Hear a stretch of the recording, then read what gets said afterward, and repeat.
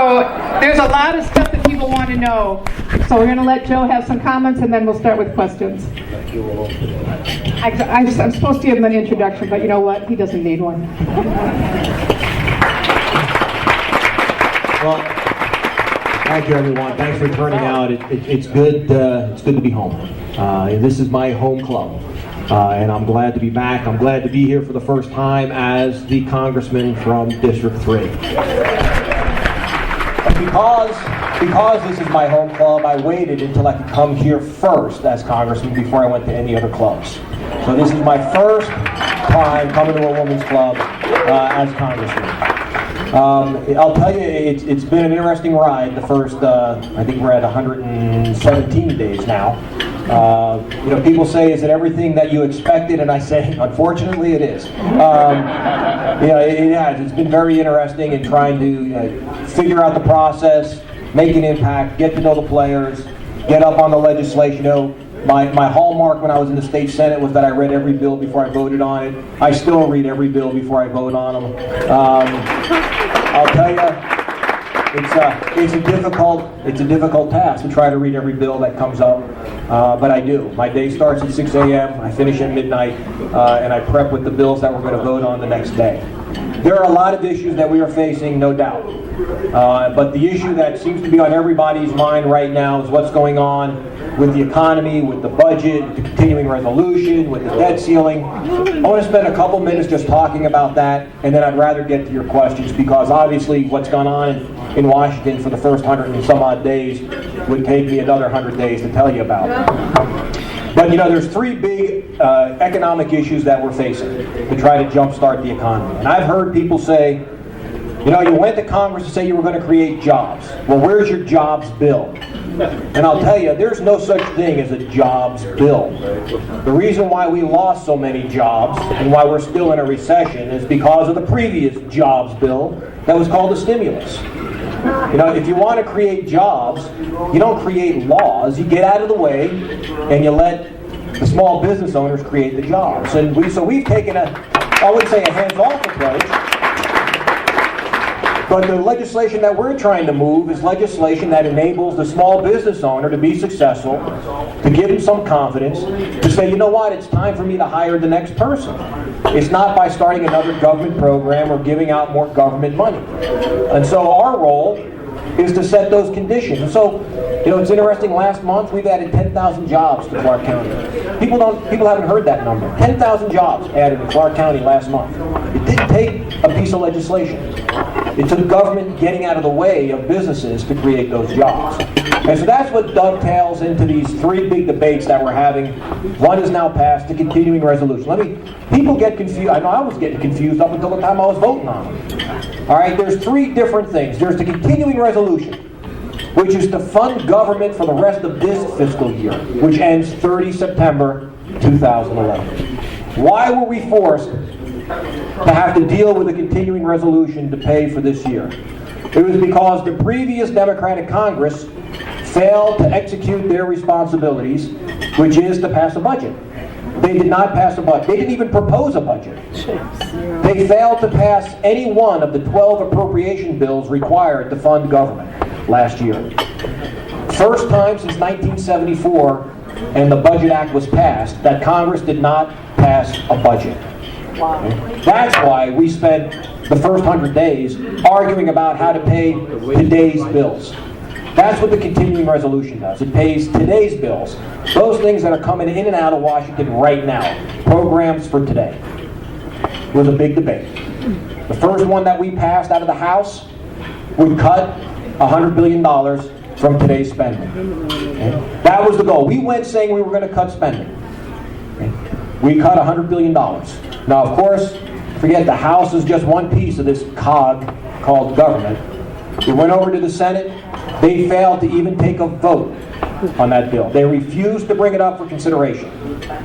So we had several short-term continuing resolutions to keep government funding until we could negotiate a deal. And people have said, you didn't cut enough on the final deal. We cut $40 billion out of the remaining 6 months of this year. We cut into baseline budgets, which means that those savings will go on. in the out years. Over the next decade, that $40 billion is $315 billion because it takes away money from baseline budgets. Now, I've talked to a lot of people, and I liken this final continuing resolution to Goldilocks and the Three Bears. There were a third of the people that said you cut enough, a third of the people that said you didn't cut too much, and a third of the people that said, oh, it was just about right. You know, we cut what we could cut, realizing that we only had about 20% of the federal budget that we could dip into. If you look at the federal budget, 20% is what's called discretionary spending.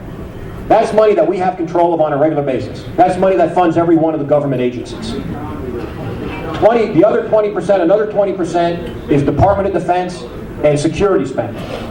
Okay? Not something that we want to cut into at this point in time in our nation's history. The other 60% is what's called mandatory spending. It's entitlement programs that are already committed to be spent. Money that we can't touch until you go in and change the program. So out of that 20% is where we can play around, and that's where we got that cut from. Now I'll tell you, our deficit is about $1.5 trillion this year. We could cut the entire 20% of discretionary spending and still not erase the deficit. That's how bad things are. But we had to get past the continuing resolution so we could turn our attention to the next fight. So we did that. The next fight is the budget. That pays tomorrow's bills. Okay, what's going to pay next year's bills? We will pass a budget out of the House, unlike the Democratic Congress. We will pass a budget. There were several budgets proposed. The Republican budget plan cut $6.2 trillion over the next decade. $6.2 trillion over the next decade. Okay? It's on our way back to a balanced budget. Okay? There are entitlement reforms. There's additional cuts from discretionary spending. It addresses the issues that nobody has had the backbone to address for decades. We're going to address them this year. Failing to address those problems this year will continue to saddle our children and our grandchildren with escalating debt and will define us as a nation of debt as opposed to a nation of greatness. We can no longer have our destiny hinged upon the fortunes of other countries. And that's what we're doing right now. We borrow 42 cents of every dollar we are spending. 42 cents of every dollar. We cannot simply afford it any longer. So the budget debate is what's going to start next. Then we have the debt limit, which you probably heard a lot about. Okay, the debt limit debate. The debt limit is to pay old bills.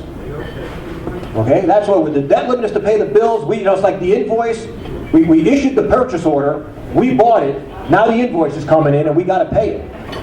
All right? It wasn't stuff that we bought in the 112th Congress, let me tell you.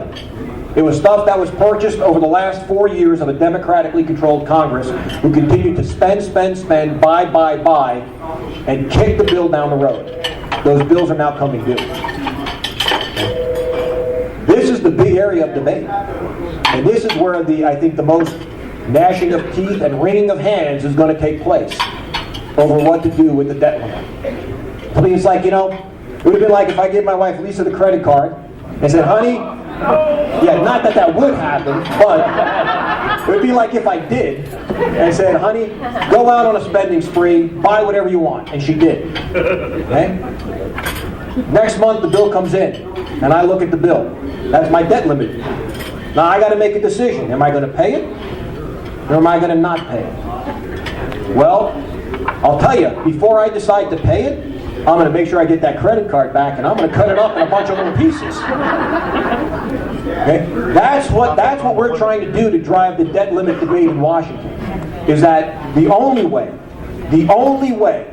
that the conservatives will even think about raising the debt limit is if the credit cards get taken back, they get cut up, and there's significant spending control. I refuse to raise the debt limit to allow government to continue to go out and spend money we don't have. I tell people that the Democratic Congress's idea is that there's checks in the checkbook, but it doesn't mean there's money in the checking account. Okay? And right now, we're paying the overdraft charges with money that we're borrowing from China. Okay? We cannot afford it. I'll tell you, this is going to be the debate that defines this Congress. Now, you may have seen what happened just a couple of weeks ago. One of the major finance houses said that they were just thinking about lowering the U.S. bond rate. And the Dow plummeted 250 points. Okay? We are clawing ourselves out of a recession. We are just getting into a recovery. To take the risk and play a game of chicken on the debt limit risks us turning into Greece or Portugal. Because if you read the news over the last 6 months, there's been rioting over in the streets because of their defaulting on their bond payments. You know, the full faith and credit of the U.S. government. But the fact is, we're going to play that game of chicken. And we're going to say no to the debt limit unless you guarantee us that you're not going to spend money that we don't have. So those are the three debates that we're having. And I'll tell you, everything else has been, second fiddle.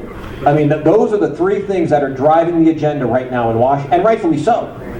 And unfortunately, most of it was dropped in our laps because of the inaction of the previous Congress. And so now we're getting, pinned as the folks, the current Congress, the current majority, as the continued party of no, that we won't agree to do that, we won't agree to do this. But the fact was, you didn't do anything for 4 years. You didn't do anything for 4 years except run up a debt. And so that's okay.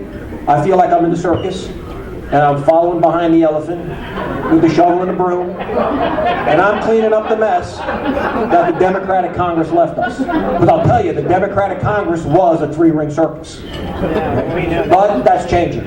We've got incredible leadership in the House. I just spent 6 days traveling with Speaker Boehner.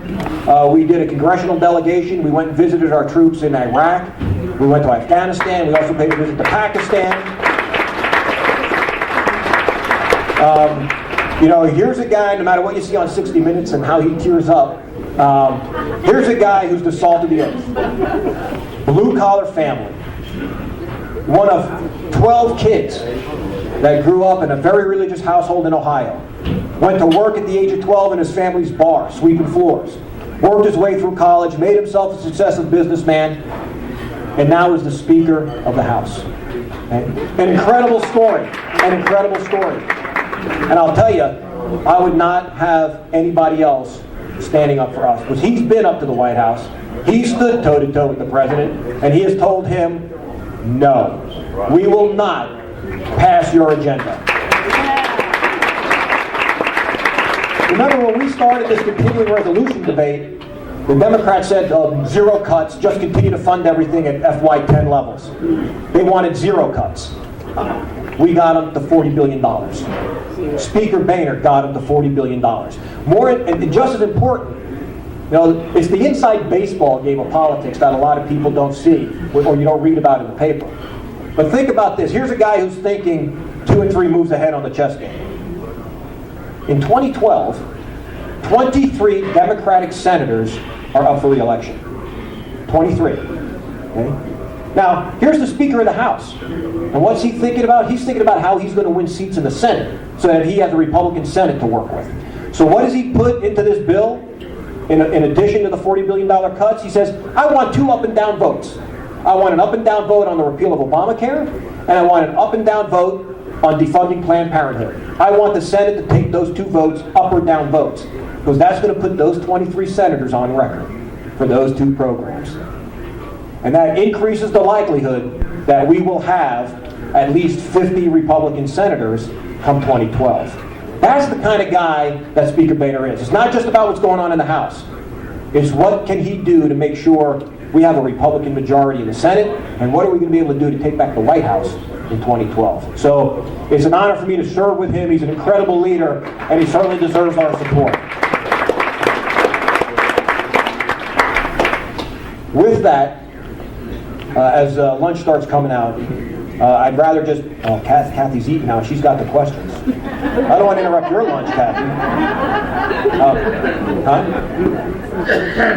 Okay, should I give Kathy a chance to eat her lunch before we go to questions and then come back? All right, so why don't we do that? Let's take a little break. Everybody enjoy lunch. Then we'll come back up and do questions. We'll give you time to think about some more questions if you didn't have them. All right? All right, so we'll see you after lunch.